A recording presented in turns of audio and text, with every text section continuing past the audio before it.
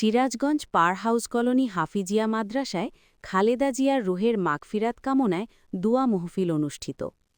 সিরাজগঞ্জ জেলা প্রতিনিধি শাহ আলমের প্রতিবেদনে সিরাজগঞ্জ পার হাউস কলোনি হাফিজিয়া মাদ্রাসায় জাতীয়তাবাদী দল শহর বিএনপির ৮ নং ওয়ার্ড কর্তৃক আয়োজিত বিএনপির চেয়ারপারসন ও ৩ বারের সাবেক সফল প্রধানমন্ত্রী দেশনেত্রী মরহুমা বেগম খালেদা জিয়ার রুহের মাগফিরাত কামনায় দুয়া মাহফিল অনুষ্ঠিত হয়েছে।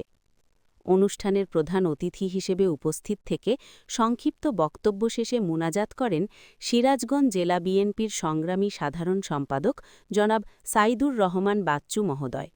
গভীর ভাবগাম্ভীর্যের মধ্য দিয়ে এ দোয়া মাহফিল সম্পন্ন করা হয়। দোয়া মাহফিল উপলক্ষে কোরআন খতম, দোয়া কামনা এবং উপস্থিত সকলের মাঝে তবারক বিতরণ করা হয়।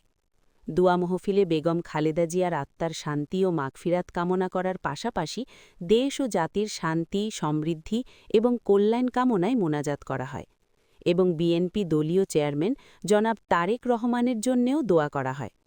এ সময় উপস্থিত ছিলেন ভিপি অমর কৃষ্ণ দাস, সিরাজগঞ্জ জেলা বিএনপির সহসভাপতি, শাকিল মোহাম্মদ শরীফুর হায়দার রফিক সরকার পিপি, অ্যাডভোকেট সভাপতি, জেলা আইনজীবী সমিতি সিরাজগঞ্জ, তানভীর মাহমুদ পলাশ, দপ্তর সম্পাদক, সিরাজগঞ্জ জেলা বিএনপি, আনোয়ার হোসেন রাজেশ, স্বেচ্ছাসেবক বিষয়ক সম্পাদক, সিরাজগঞ্জ জেলা বিএনপি, ট্রাস্টি ইন্দ্রজিৎ সাহা, সাবেক আবায়ক, শহর বিএনপি, শরীফুল ইসলাম আলামিন, চেম্বার পরিচালক, সিরাজগঞ্জ জেলা, তানভীর শাকিল, যুগ্ম আবায়ক, সিরাজগঞ্জ জেলা স্বেচ্ছাসেবক দল, শরীফ শেখ, সাবেক সাংগঠনিক সম্পাদক, ৮ নং ওয়ার্ড, খোকন শেখ, সাবেক সাধারণ সম্পাদক, ৮ নং ওয়ার্ড বিএনপি, বাদশা শেখ, ৮ নং ওয়ার্ড যুবদলের সাবেক সদস্য, খায়রুল হাসান, জেলা কৃষক দলের আবায়ক কমিটির সাবেক সদস্য এবং অঙ্গ সংগঠনের নেতাকর্মীবৃন্দ উপস্থিত ছিলেন।